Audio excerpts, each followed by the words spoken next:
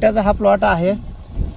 आता आम्ही पाहिलं जवळपास 16 लाईन अशा आहेत आणि कितवा तोडा आहे हा? दुसरा तोडा आहे.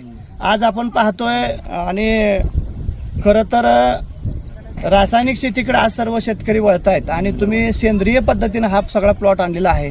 सगळ्या प्रकारची खतं औषधं कोणकोणत्या पद्धतीची तुम्ही दिली सेंद्रिय? कॅप्सूल, तुफान पावडर आणि देवी कॅप्सूल हे कोणत्या कंपनीचे औषध आहे? नवक्रांती. तर नवक्रांती ॲग्रो लिमिटेड या कंपनीची तुफान पावडर असेल, आणि गुळ असेल, बेसन असेल, स्लरीचा सुद्धा त्यांनी प्रयोग आपला केलेला आहे. त्यानंतर लिक्विड कुठलं सोडलं तुम्ही? 12 हा, आणि त्याच्याबरोबर सेंद्रिय कुठलं सोडलं? कॅन ठेवलं.